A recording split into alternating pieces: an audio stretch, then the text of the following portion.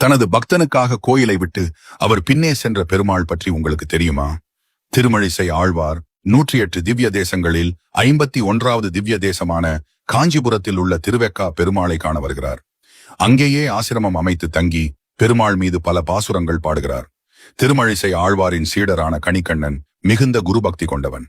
சதா சர்வ காலமும் திருமழிசை ஆழ்வார்க்கு சேவை செய்து கொண்டிருந்தான்.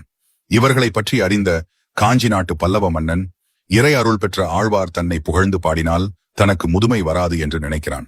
அதனால் கணிகண்ணனை அழைத்து திருமழிசை ஆழ்வார் என்னை புகழ்ந்து பாட வேண்டும் என்று கட்டளையிடுகிறார். அதற்கு கணிகண்ணன் குருவின் கருணையை சேவையின் மூலம் பெறலாமே ஒழிய உத்தரவின் வழியாக பெற முடியாது என்று மறுத்தார். மன்னன் கோபம் கொண்டு கணிகண்ணனை நாடு கடத்துமாறு உத்தரவிட்டார். இதை கேள்விப்பட்டதும் மனம் வருந்திய கணிகண்ணன் தன் குருவிடம் விடைபெற்றுக் கொள்ள வந்தான். அவர் தன் சேவையை தொடர முடியாத நிலையை சொல்லி அந்த ஊரிலிருந்து வெளியேறுவதாக கூறினான்.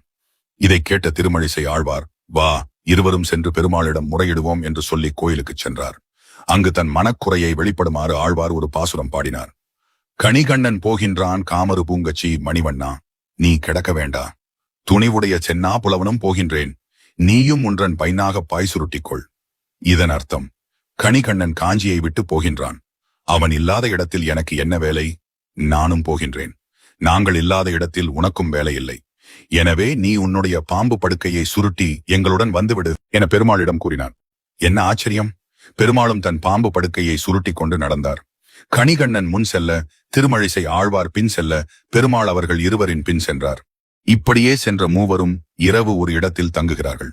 அந்த இடம் ஓர் இரவு இருக்கை என்று அழைக்கப்பட்டது. பின்னர் மருவி ஓரிக்கை எனப்பட்டது. பெருமாள் காஞ்சியை விட்டு நீங்கியதும் அவர் மார்பில் குடிகொண்ட லட்சுமி தாயாரும் நகரை விட்டு புறப்பட்டார். மற்றும் காஞ்சியில் இருந்த அனைத்து தெய்வ சக்திகளும் வெளியேறினார்கள். அதனால் காஞ்சி மாநகரமே இருளடைந்தது. இந்த செய்தி மன்னனுக்கு போனது. தன் தவறு உணர்ந்த மன்னன் ஓடோடி வந்து ஆழ்வாரின் காலடியில் விழுந்து மன்னிப்பு கேட்டார். கணிகண்ணனிடமும் மன்னிப்பு கேட்டார். ஆழ்வாரும் அவனை மன்னித்து பெருமாளை பார்த்து மறுபடியும் பாடினார். கணிகண்ணன் போக்கொழிந்தான் காமரு பூங்கச்சி மணிவண்ணா, நீ கிடக்க வேண்டும். துணிவுடைய சென்னா புலவனும் போக்கொழிந்தேன், நீயும் ஒன்றன் பைனாக பாய்படுத்துக்கொள். உடனே பெருமாள் திரும்பி வந்து திருவெக்காவில் மீண்டும் படுத்தார். அதனால்தான் இங்கு பெருமாள் இடமிருந்து வலமாக சயனிக்காமல் வலமிருந்து இடமாக சயனித்திருக்கிறார்.